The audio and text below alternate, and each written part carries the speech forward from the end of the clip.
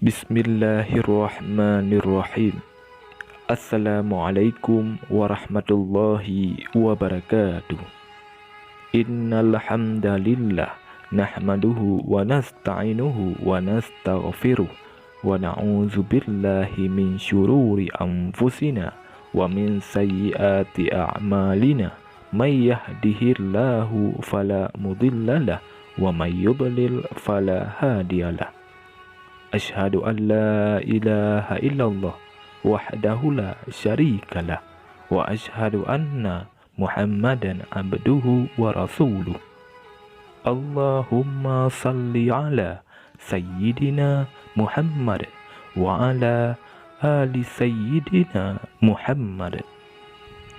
Syukur alhamdulillah kita dapat berjumpa kembali di channel ini.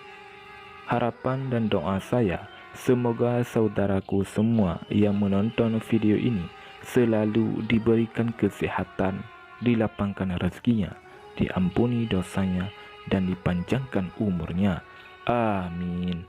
Amin. Ya Rabbal Alamin. Saudara muslim yang dirahmati Allah Subhanahu wa Ta'ala, ketika mendapatkan doa yang baik dari malaikat adalah sebuah keberuntungan tersendiri bagi seorang mukmin. Tujuan dari penciptaan malaikat adalah khusus untuk beribadah kepada Allah Subhanahu wa Ta'ala.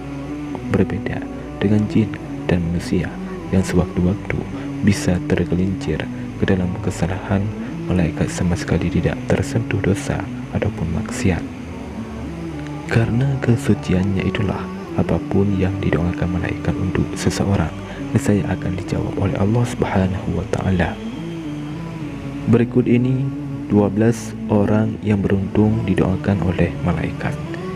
Yang pertama, orang yang tidur dalam keadaan berwudu. Dalam sebuah hadis yang diriwayatkan oleh Abdullah bin Umar radhiyallahu anhu dikatakan, Rasulullah SAW bersabda, siapakah yang tidur dalam keadaan suci, malaikat akan bersamanya di dalam pakaiannya. Ia tidak akan bangun hingga malaikat berdoa, Ya Allah, ampunilah hambamu si fulan karena tidur dalam keadaan suci. Hadis riwayat At-Tabrani. Yang kedua, orang duduk yang menunggu waktu salat. Dalilnya, tidaklah salah seorang di antara kalian yang duduk menunggu salat selama ia berada dalam keadaan suci, kecuali para malaikat akan mendoakannya, Ya Allah, ampunilah ia, Ya Allah, sayangilah ia. Hadis riwayat Imam Muslim. Yang ketiga, orang-orang yang berada di saf barisan depan saat salat berjamaah. Sesungguhnya Allah dan para malaikatnya berselawat kepada orang-orang yang berada pada saf-saf terdepan. Hadis riwayat Imam Abu Daud. Yang keempat, orang yang menyambung saf salat berjamaah tidak membiarkan kosong di dalam saf.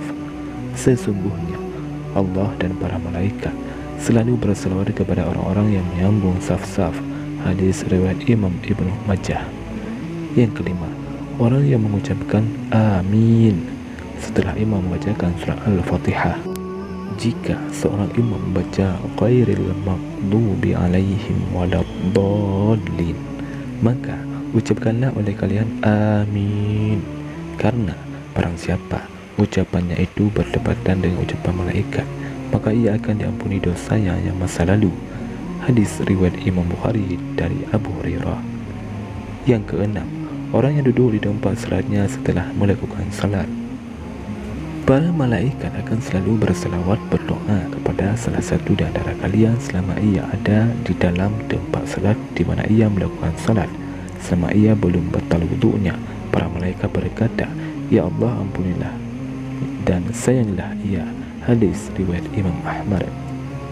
Yang ketujuh, orang-orang yang melakukan salat subuh dan asar secara berjamaah. Para malaikat berkumpul pada saat salat subuh, lalu para malaikat yang menyertai hamba pada malam hari yang sudah bertugas malam hari hingga subuh naik ke langit, dan malaikat pada siang hari tetap tinggal. Kemudian mereka berkumpul lagi pada waktu salat asar, dan malaikat yang ditugaskan pada siang hari hingga salat asar naik ke langit, sedangkan malaikat yang bertugas pada malam hari tetap tinggal. Lalu Allah bertanya kepada mereka, bagaimana kalian meninggalkan hambaku? Mereka menjawab, Kami datang sedangkan mereka sedang melakukan salat, dan kami tinggalkan mereka sedangkan mereka sedang melakukan salat, maka ampunilah mereka pada hari kiamat. Hadis riwayat Imam Ahmad. Yang kedelapan, orang yang mendoakan saudaranya tanpa sepengetahuan orang yang didoakan. Doa seorang muslim untuk saudaranya yang dilakukan tanpa sepengetahuan orang yang didoakannya adalah doa yang akan dikabulkan. Pada kepalanya ada seorang malaikat yang menjadi wakil baginya. Setiap kali dia berdoa untuk saudaranya dengan sebuah kebaikan, maka malaikat tersebut berkata, "Amin," dan engkau pun mendapatkan apa yang ia dapatkan. Hadis riwayat Imam Muslim. Yang kesembilan, orang-orang yang berinfak. Tidak satu hari pun di mana pagi harinya seorang hamba ada padanya kecuali dua malaikat turun kepadanya. Salah satu di antara keduanya berkata, "Ya Allah, berikanlah ganti bagi orang yang berinfak."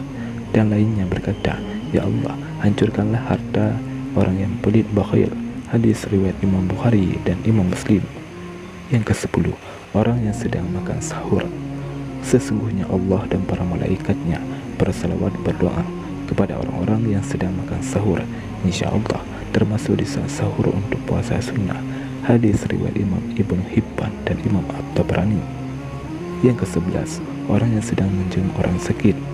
Tidaklah seorang mukmin menjenguk saudaranya kecuali Allah akan mengutus 70.000 malaikat untuknya yang akan bersalawat kepadanya di waktu siang kapan saja hingga sore, dan di waktu malam kapan saja hingga subuh. Hadis riwayat Imam Ahmad. Yang ke-12, seseorang yang sedang mengajarkan kebaikan kepada orang lain. Keutamaan seorang alim ada seorang ahli ibadah bagaikan keutamaanku ada seorang yang paling rendah di antara kalian.